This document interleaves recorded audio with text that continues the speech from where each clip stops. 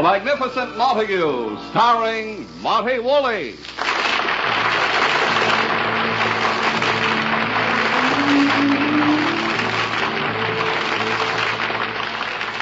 Yes, it's The Magnificent Montague, the Saturday night transcribed feature on NBC's All-Star Festival of Comedy, Music, Mystery, and Drama. Brought to you by Anacin, for fast relief from pain of headache, neuritis, and neuralgia. By RCA Victor, world leader in radio, first in recorded music, and first in television. And by Chesterfield, always milder, better tasting, cooler smoking, plus no unpleasant aftertaste. Before we hear from The Magnificent Montague, let's hear from Anacin. If you suffer from pains of headaches, neuritis, and neuralgia, you should discover what many thousands have known for years, that Anacin brings incredibly fast, effective relief. Anacin is like a doctor's prescription. That is, Anacin contains not just one, but a combination of medically proven active ingredients in easy-to-take tablet form. Probably at some time you've received an envelope containing Anacin tablets from your physician or dentist. Thousands of people have been introduced to Anacin this way. Try Anacin yourself the next time you suffer from the pains of a headache, neuritis, or neuralgia. You'll be delighted at how quickly relief can come. Anacin is spelled A-N-A-C-I-N. Your druggist has Anacin in handy boxes of 12 and 30 tablets and economical family-size bottles of 50 and 100 for your medicine cabinet. Ask for Anacin today. And now, The Magnificent Montague.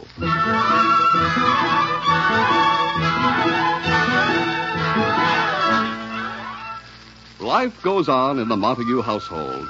Edwin, the magnificent Montague of Shakespearean stage fame, today, thanks to his great shame of having to make a living in radio as Uncle Goodhart, is just a shadow of his former self. And it's the loudest shadow you'll ever hear. It is morning. Lily, his wife, is just getting up. Agnes, the Montague maid, is singing as she sets the breakfast table. Oh, I was meant to wander and I was meant to roam, but Mr. and Mrs. Montague never makes me feel at home. Oh, I was meant to wander and hold it, honey. If I stop now, I'll never get the right key again. Agnes. What's eating you, honey? Edwin will be up soon. You better close the window. Okay. Heaven forbid he should get a little fresh air in his lungs and come down with fresh air poisoning. There. Now it's the way he likes it. No air. He must have been raised in a subway station. Agnes, you know Edwin and his fantastic ideas. He thinks sunshine and fresh air are unhealthy. But you gotta have a little air in this apartment just to circulate the dirt. I'm tired of kicking it around myself. Oh, Agnes, be serious. I'm a little worried about Edwin. He hasn't been looking well for the past few days. His face is pale. Have you noticed it? No, I haven't looked in his beard lately. Oh, I'm worried. I haven't told Edwin, but I'm having Dr. Henshaw come by and look at him this morning. I also called the radio station to be prepared in case he can't do his Uncle Goodhart program. I hate to say it, but it'll be all right. Say, talking about looks, notice anything different about me this morning? Different? My hair. Oh, Agnes, it is different. You went to the beauty parlor yesterday. Yeah, I went down there with my club, the Unattached Girls of East 37th Street. Where do you go? It's a little beauty saloon on 2nd Avenue. They're wonderful. It's called Pierre and Maurice's. Pierre and Maurice's? Yeah, but with my luck, I always get Irving. Let me see. Looks something like a feather cut, but I think he took off a little too much. I had the same feeling when on the way home a guy whistled at me.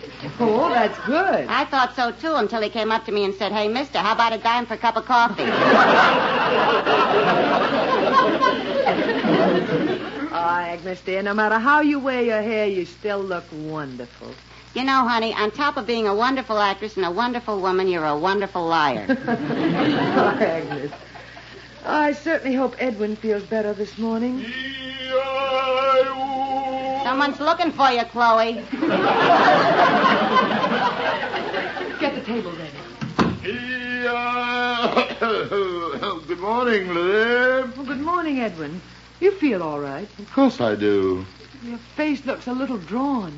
And I'd hate to be the one who drew it.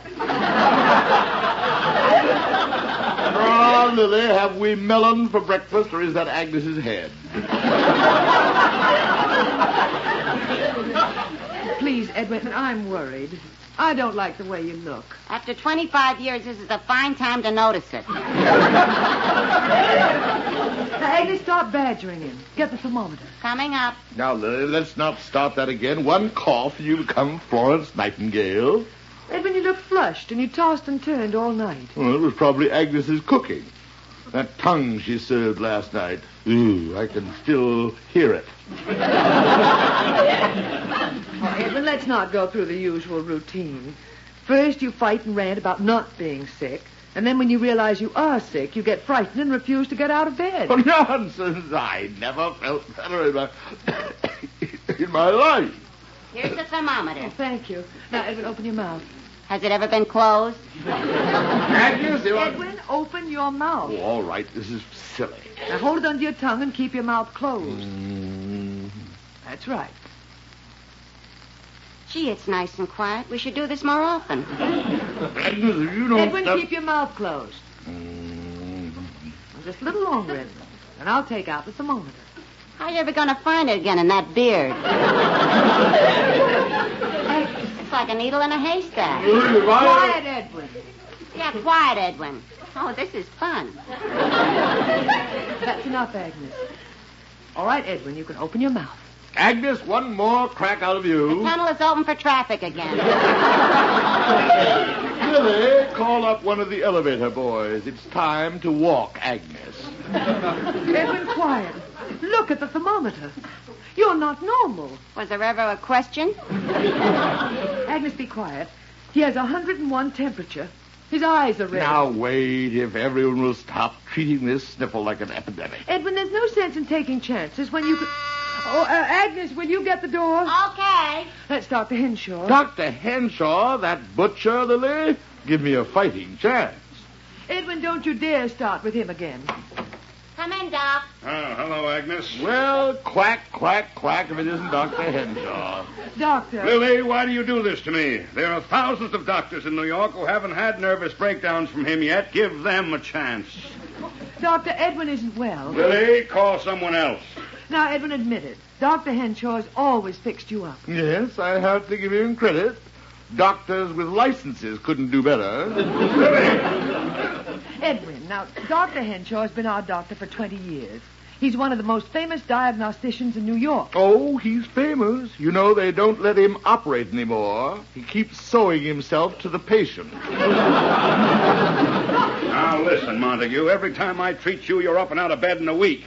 I spend the next 2 months in a sanitarium. Will you kindly shut up and let me examine your miserable carcass? Edwin, be quiet and let the doctor examine you. Very well. Why we allow this animal vet to be our family doctor? Edwin. Let me see your tongue. Shall I say ah or bow wow like the rest of your patients? For heaven's sakes, will you ask him to stick out his tongue? Please hold me back. I may be tempted to tear it out. All right, young Dr. Malone. Here. Ah. Get that tongue. I've seen shorter ski slides. Agnes? Now, Edwin, relax. Unbutton his shirt. I'll get my Oh, stethoscope. Lily, this is silly. Unbutton your shirt. There. Well, now, here we are. Put these in my ears. I'll just put this end on your chest. There. Ooh, don't you ever warm those things up. Quiet. I want to listen to your heart. You'll have to find one first. All right, Agnes, back to your slop pail. Edwin, be quiet. Now I'll look into this ear. Hey, Doc, I'll look into his other ear. At the same time, we'll wink at each other. Can't you give me some anti-Agnes injections? Montague, you have to get right to bed. Bed? I have a radio broadcast this afternoon. Edwin, get to bed. Doctor, am I really sick? No, Montague, let's not start getting panicky like you always do. Well, Doctor, don't be afraid to... Into the bedroom, Edwin. Lily, don't go away. Montague, don't fall apart on me now. I want to finish examining you. Wait outside, Lily. Lily! I'll be right outside the door. Be brave, Edwin. How is he, honey? Oh, I don't know, Agnes. Edwin is so rarely sick that when he does get something, he just goes to pieces. He looked pretty bad, even for him. Please, Agnes, don't kid. Might be serious. I'm sorry, honey. Whatever it is, I'm sure he'll be over it in a hurry. What germ could stand being around him very long? Agnes, if I didn't know, you were just as worried as I am about him. Don't bet on it. Shh. Here comes the doctor. Doctor, how is he? Has he got anything? Yes. Doctor? Yes. Doctor, what is it? Lily, he has... the magnificent Montague has the measles. The measles? The measles? That's for kids. Nevertheless, he's got them. But, doctor, is it serious? Oh, he'll be over it in a few days. Here are some prescriptions for Agnes, him. have them filled. Yeah, he's asking for you. I'll drop by this afternoon. Goodbye, Lily. Goodbye, Doctor. Montague has the measles. The measles? He's sure heading for second childhood fast. Agnes. Before you know it, after every meal, we'll have to burp him. Now, please, let's go into the bedroom and see him. Yeah, I don't want to miss his usual deathbed scene. Edwin. Lily, is it you? Yes, Edwin. Come closer to the bed so I can see you. Oh, come now, Edwin. Dr. Henshaw just said it was the measles. What does that butcher know? Lily, hold my hand. Now, Edwin, the doctor says you'll be over it in a few days. Lily, he can't fool me. It's the final curtain. Oh, Edwin, this is silly. Silly. Where is dear Agnes? I want to forgive her. Agnes, where are you? Right at your side, Camille. Oh, is that you, Agnes? I thought it was the Grim Reaper. Now you see how sick he is. Edwin, it's only the measles, and you'll stay in bed a few days. Now, I'll brighten up the room for you. You won't have to. By tomorrow, he'll break out in a rash and brighten it up himself. He'll be a rhapsody in polka dots. Agnes, leave him alone. Lily, no. Let her go on. If I have to go, let me go the way I lived, with Agnes hounding me. Alas, poor Montague, I knew him well. Oh, Lily, in pity's name, would you remove this ghoul from my bedroom? Agnes, please go into the kitchen. Now, Edwin, Agnes will make you a nice breakfast. Oh, no, Lily, not Agnes's food now. What's the matter? Am I not going fast enough for you? Please, Edwin. She'll make you a nice beef broth. Agnes, see who's at the door. Okay, honey. Lily, I've tried to be a good husband to you. Oh, still young and pretty. You'll find somebody. Edwin, you're being ridiculous. You only have the measles. That's what that quack said. How could I have caught measles? I haven't been anywhere but this apart from the radio station. The last time I was near a child was the day I got out of grammar school. Can't be measles. Lily, it's getting dark. Oh, Edwin, you're impossible. It's Mr. Springer and Mr. Zinser from the radio station. Show them in. This way, boys. He may not recognize you. He's sinking fast. Edwin. Come in, gentlemen. Well, how's the patient? He looks fine, doesn't he, Zinser? Yeah, 3 boys.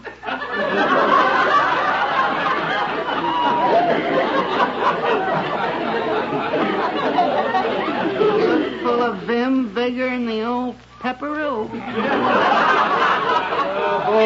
Boys, it's just a brave front that masks a shattered body on a bed of pain. What is it you've got? Well, it's only Never mind, Agnes. Hey, now that you mention it, he does look a little blotchy, doesn't he, Zinser? Yeah, he looks blotchy, all right.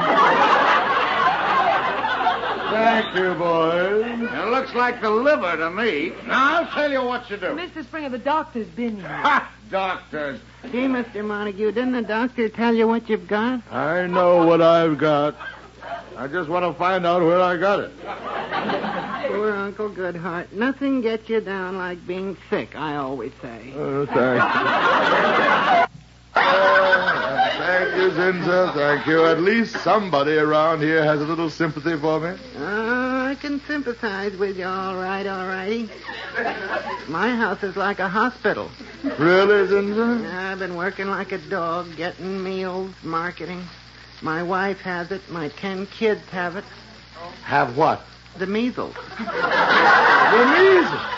Hey, Zinza, you moron, you idiot. You were hanging around me all week coming directly from a measles-infested house. I got the measles from you. But, Mr. Montague, I haven't got the measles. I know, but you're a carrier. I am? You are. How about that?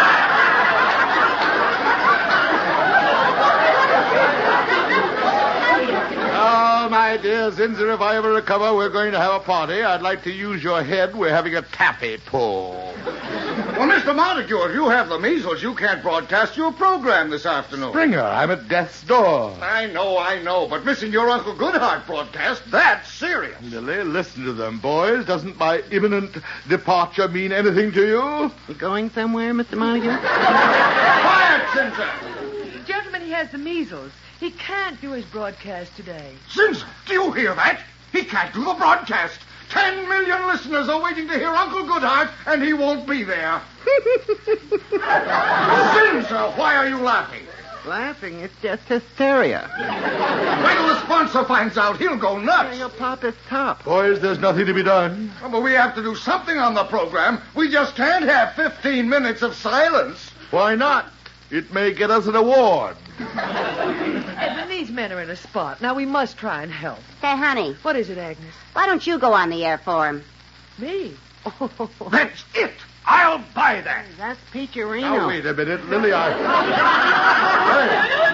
Lily, in radio, I forbid it. But, Mr. Montague, it keeps it in the family. The brave little wife carrying on for her poor stricken mate. It's so romantic. My wife, Lily Boheme in radio, never. Well, Edwin, if it'll help out. No, Lily. It's bad enough that I had to sink from the Shakespearean stage to the depths of radio.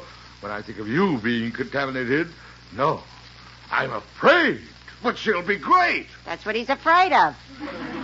Lily, it will ruin you. You don't know anything about radio. You'll sound terrible. But, Edwin, when you first went on the air, you didn't know anything about it. And you sounded wonderful. Naturally. But, Lily, I have talent. That does it. Gentlemen, to the radio station. Let's go. Yeah, we haven't much time. Lily, you're deserting your sick husband. My hours are numbered. Agnes will take care of you. Aye, now my minutes are numbered. Agnes, I'll be back right after the broadcast. Now rest, and you'll be ready to do your broadcast tomorrow. Hurry, we've got to get to the station. Here's your coat, honey. We have to get to the subway. Subway, we better take a cab. A taxi cab? Whoopee. Goodbye, Agnes. Good luck, honey. Wait, Lily. Let me look at you for the last time before you are ruined by radio. Goodbye. Hurry, Mrs. Montague. Goodbye, Mr. Montague. Ta-ta. Well, Mr. Montague, here we are alone together at last. Make one wrong move toward me and I'll scream. Please, Agnes, I'm sick enough.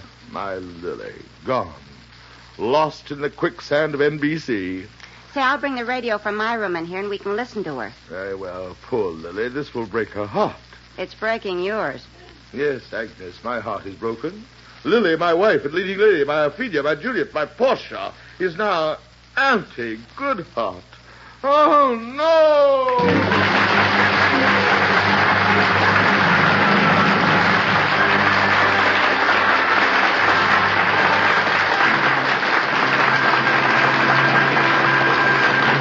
We'll be back with the magnificent Montague in just a moment. But first, Hugo Winterhalter and his orchestra for RCA Victor.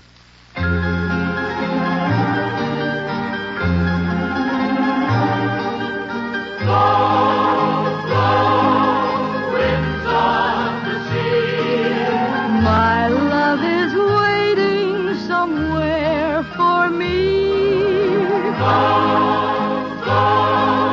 Winds of the sea. Bring back my loved one to me. Hugo Winterhalter steps into the RCA Victor spotlight with this new release, Blow, Blow, Winds of the Sea. The folk tune flavor of his latest hit is reminiscent of Hugo's best-selling Wide Missouri. And the flip side is a slow-tempo ballad, Make Believe Land. One record, two hits. Now available at record dealers everywhere. Ask for Blow Blow, Winds of the Sea, and Make Believe Land. Hugo Winterhalter's newest recording for RCA Victor. And now, the magnificent Montague.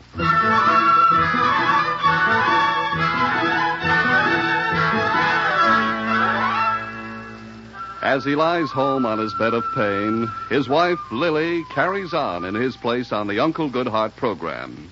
Shh, the program has started.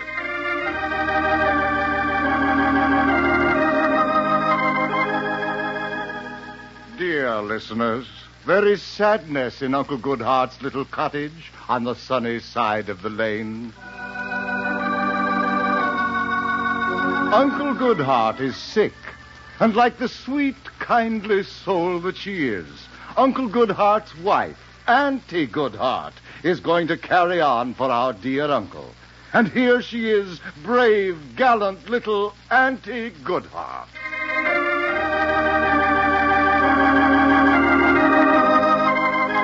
Hello, dear listeners. This is Auntie Goodhart, trying in my own small way to give you that precious guidance and homey philosophy that only my husband, Uncle Goodhart, can give. In looking through Uncle's mailbag with a silver lining, I find a letter from a man complaining about his mother-in-law. It is signed Suicide Sam. In answer, I can only say we must be tolerant. In the words of Portia, in Shakespeare's Merchant of Venice, the quality of mercy is not strained. It droppeth as the gentle rain from heaven upon the place beneath. It is twice blessed. It blesseth him that gives and him that takes. 'Tis mightiest in the mightiest. It becomes the throned monarch better than his crown. His scepter shows the force of temporal power.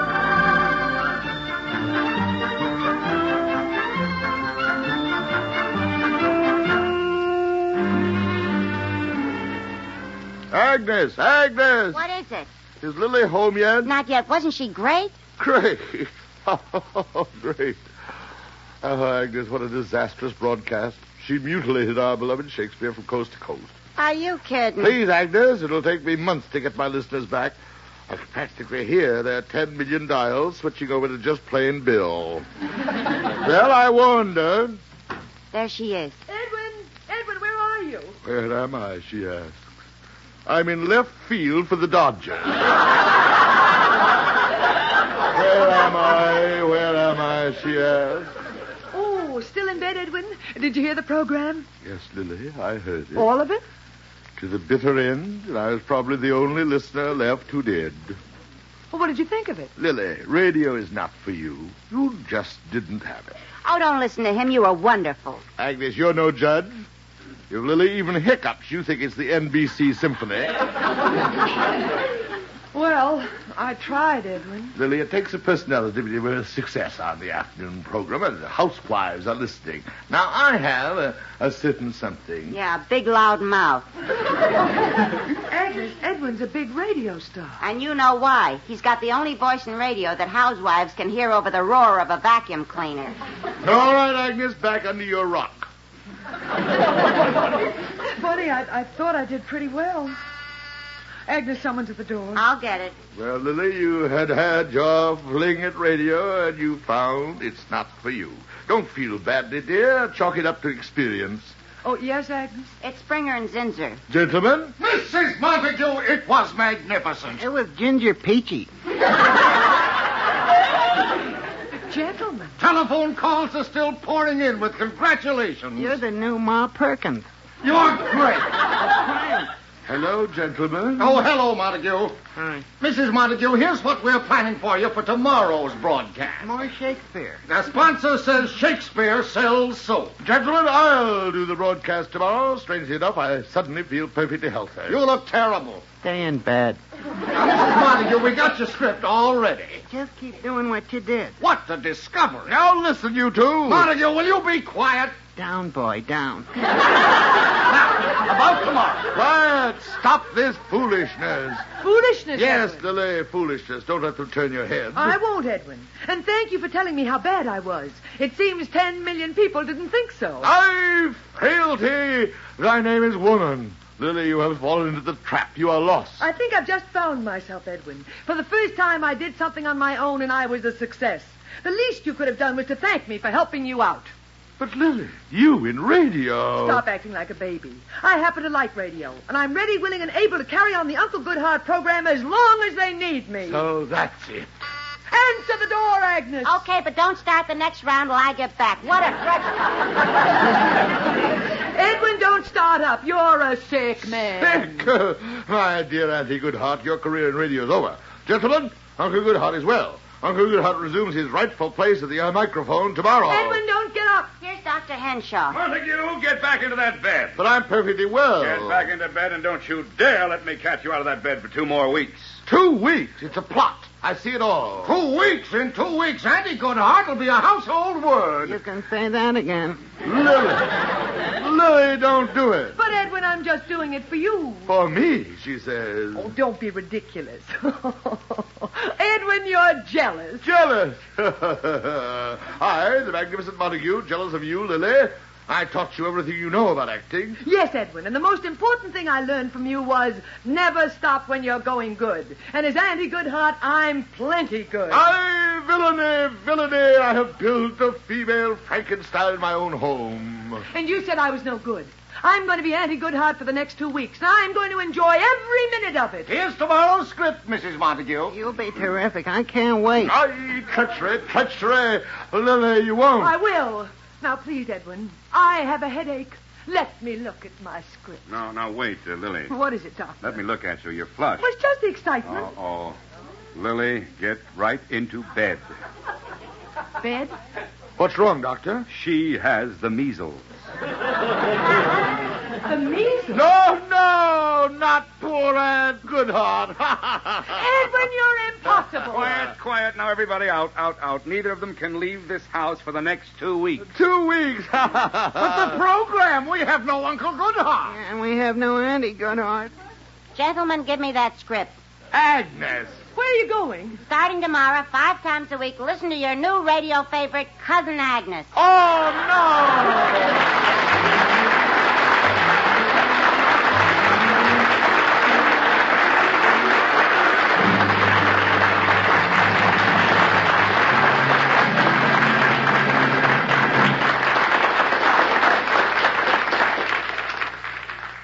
Here's a word from Chesterfield. Science discovered it. You can prove it. No unpleasant aftertaste when you smoke Chesterfields. The biggest plus in cigarette history. Added to Chesterfield's world-famous ABCs. Always milder, better tasting, cooler smoking. Only Chesterfield gives you all that, plus the added pleasure of no unpleasant aftertaste. Science discovered it. The country's first and only cigarette taste panel reported that of all brands tested, only Chesterfield leaves no unpleasant aftertaste. You can prove it. Smoke a pack of Chesterfields. You'll find Chesterfields taste better while you smoke them.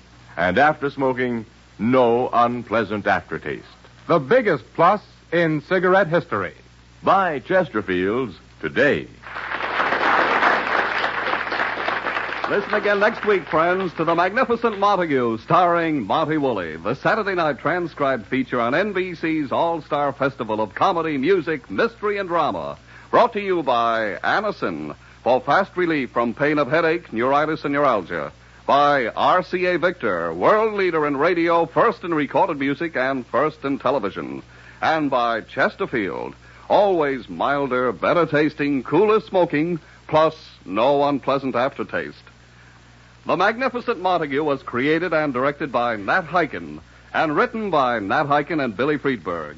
Ann Seymour was Lily. Kurt Kelton was Agnes. Also heard on tonight's broadcast were Kenny Delmar, Johnny Gibson, and John Griggs. Tomorrow, hear New Theater and the NBC Symphony on NBC.